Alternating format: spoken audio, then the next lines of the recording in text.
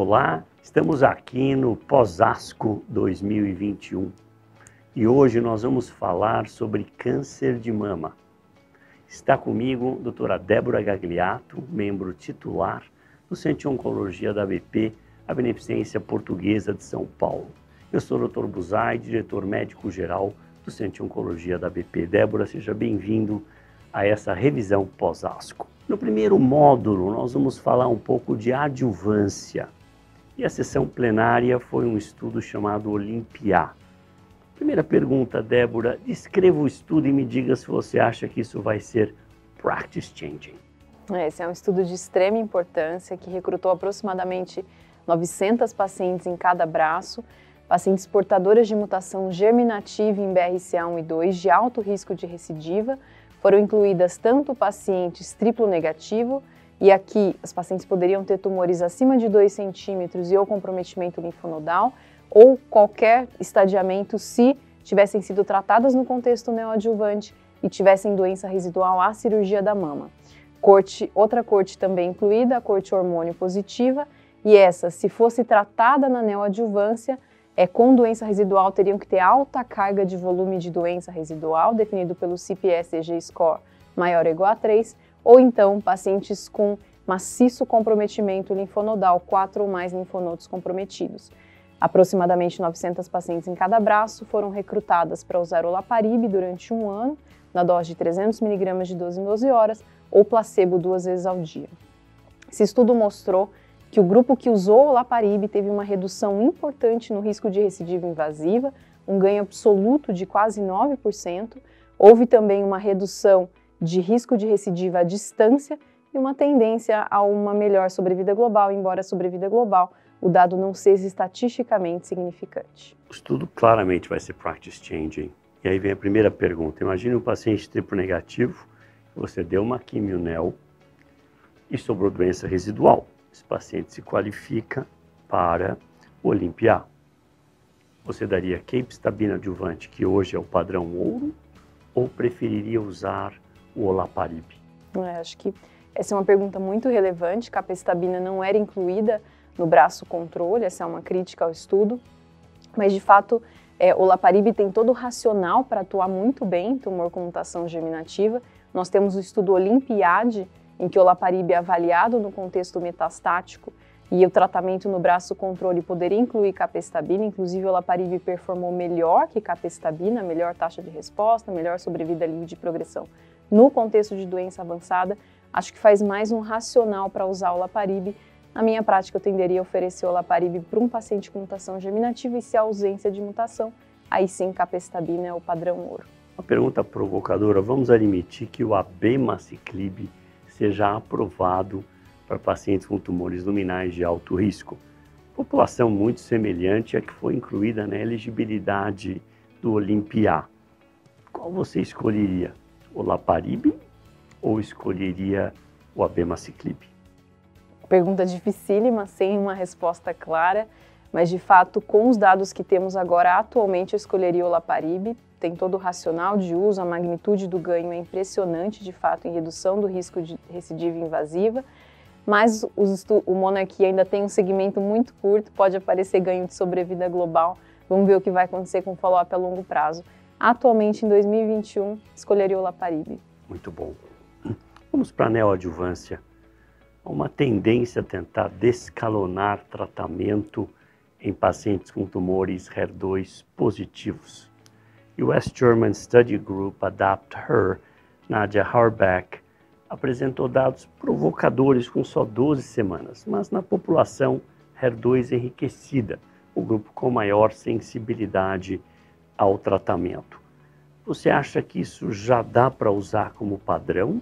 Reportaram 90% de PCR rate no grupo com paclitaxel semanal, trastuzumab e pertuzumab, mais ou menos 30% só para os 2 anticorpos.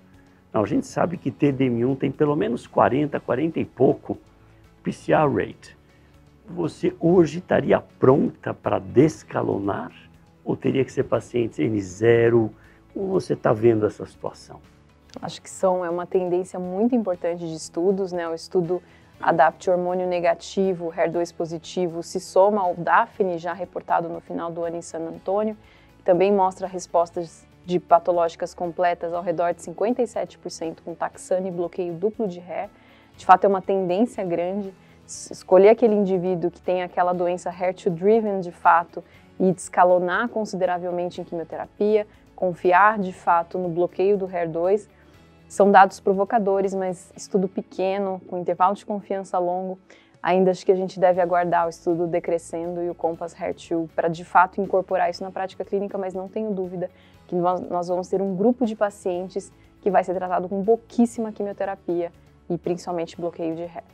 Boa parte da toxicidade do TCH+P, carbodocetaxel, trastuzumab e pertuzumab, vem da combinação de docetaxel, que produz diarreia e fadiga, junto com o pertuzumab, que também produz diarreia.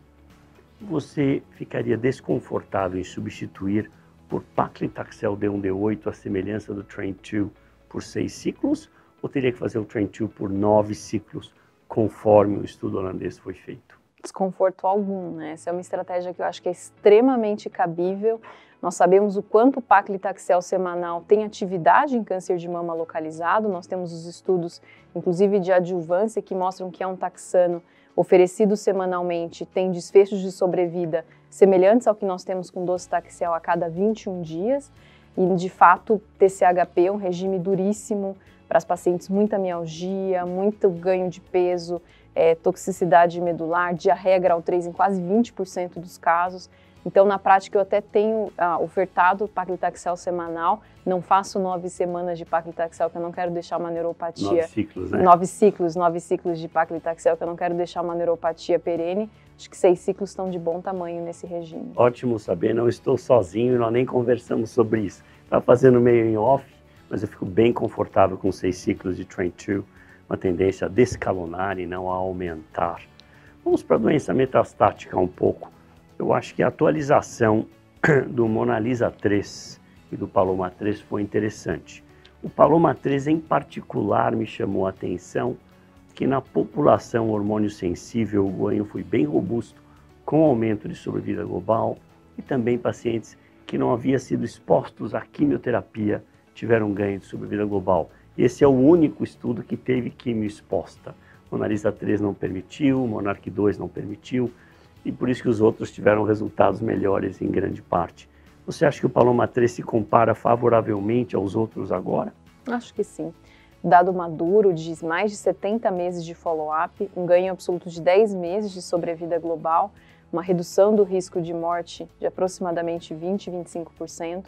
De fato, é um inibidor de ciclina importante que mostra desfecho de sobrevida global na população com sensibilidade prévia à terapia endócrina.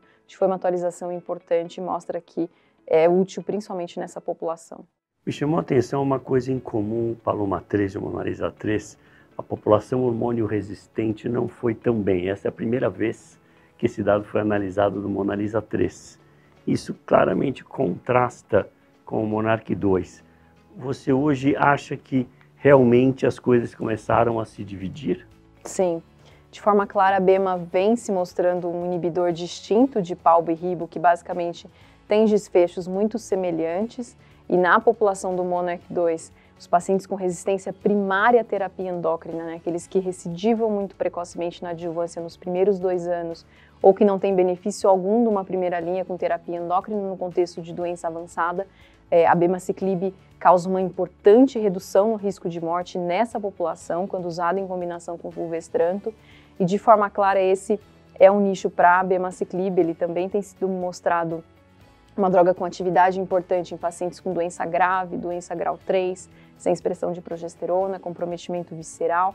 Eu acho que esse fica o nicho do abemaciclib e tem tudo para, de fato, mostrar essas diferenças pela potência de inibição de CDK4, potência de inibição de outras ciclinas, principalmente CDK2. A BEMA, de fato, vem se mostrando diferente dos outros dois. Muito bom.